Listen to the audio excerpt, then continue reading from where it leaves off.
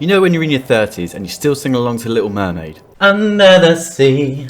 You think about how it'd be much better with crazed drug addicts, murder, undertones of child slavery with a 1920s backdrop? If you said yes to any of these points, then you either want to live in a post-no deal Brexit or you want to play Bioshock. Bioshock is one of the best games ever created. End of. If you disagree with this, then you must have taken a wrench to the head. Only one. No one will be there to sing this song. It's the pinnacle of what a horror game should be. And before you drop into the comments section to spam about how it's not a horror game, hear me out. If you play this game as a horror game, you will enjoy it 10 times more. The bleak plot, claustrophobic atmosphere, and sense that people were conned into a false paradise make it a scary story. If you ignore the underwater setting and set it in Jonestown or in a country under a mad dictator, this could be real. The true power of horror comes from believing that it could really happen to you. This is what makes Bioshock a true horror game. A successor to System Shock 2, which follows a similar tone on a space station, Bioshock is a tale of excess and power. Set in the underwater city of Rapture, you play as Jack, who is enjoying a nice cocktail in first class when the plane comes crashing down into the ocean and stumbles across the lighthouse that leads to one man's dream. Not like a sexy dream where Danny and Gaz lick ice off each other's nipples whilst I'm tied to a chair. Hold on a minute, I lost a train of thought there. A dream of a hard-working socialist society where everyone can better themselves through performance-enhancing drugs. Even before you enter the city, you get the feeling that something isn't quite right. Like when you enter a fetish club and you know you're going to know what urine tastes like by the end of the night, but you just go with it because YOLO! You are quickly introduced to Andrew Ryan. I am Andrew Ryan, the architect of this city. He's the visionary of this beautiful Art Deco underwater metropolis. Although you don't meet him until near the end of the game, he is this ever-present entity that seems to watch over you no matter where you are or what you are doing. A bit like the girl that lives across the road from me who wore a really nice top today. From reading the mail, her parents had a really nice time on holiday. Mr. Ryan is the least of your problems for most of the game. Along the way you meet a mad cast of misfits called Splicers, who utter crazy things which is sometimes genuinely unnerving.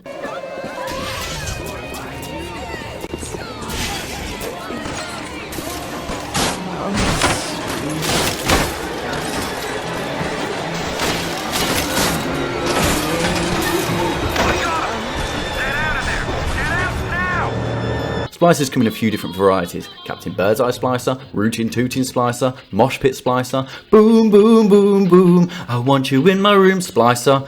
And if you want to know what it's like to be around a Splicer, get in a kebab shop queue next to a nightclub at 3 AM on a Friday. As you progress through the game you get a camera, and for every picture you take of a Splicer you can do more damage to them.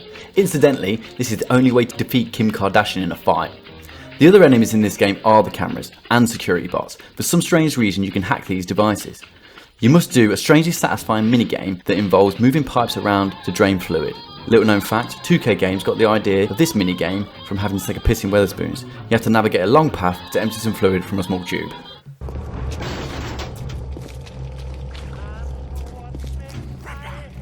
You carry on through the game and on the way you meet a madcap bunch of mini-bosses such as Hipster Eyes and Dr. Mengler. The parts in the medical pavilion with Dr. Steinman are some of the scariest bits in the game.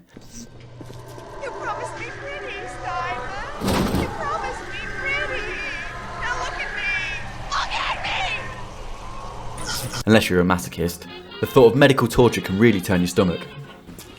What can I do with this one, Aphrodite? She won't stay still! I want to make them beautiful, but they always turn out wrong! That was too fat! This one too tall! This one too symmetrical! If you follow along with the audio logs that can be found on the tapes throughout the game, you start to realise that people were truly conned into their own destruction. That's the way the game excels itself. It makes you feel for the people that you're killing. Would they really be in this state if they didn't come to Rapture and be taken in by Andrew Ryan's promises? You are probably wondering why I haven't mentioned the Big Daddies at this point. They are the poster boys of the game after all, but they were always the worst part of the game for me. They protect the little sisters who harvest Adam from dead bodies, the substance used to give people superhuman abilities. In the world of Rapture, you can change your DNA to have special abilities. Some of these include Got a Lighter Mate, Look No Hands, and the Shocker.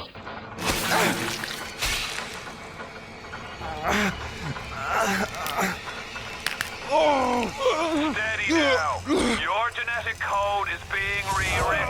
Wink wink, nudge nudge. They require a substance called Eve, which can be found in needles throughout the city. A bit like my hometown. The Big Daddy fights always seem to be, just use the biggest gun you have ammo for and keep blasting until they drop.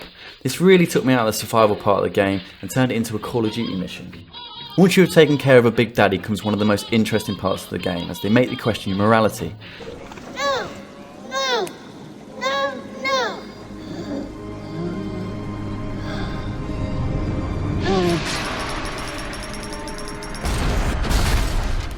On the one hand, you can save them so they can go on to live a free and happy life, or you can kill them to give yourself more power.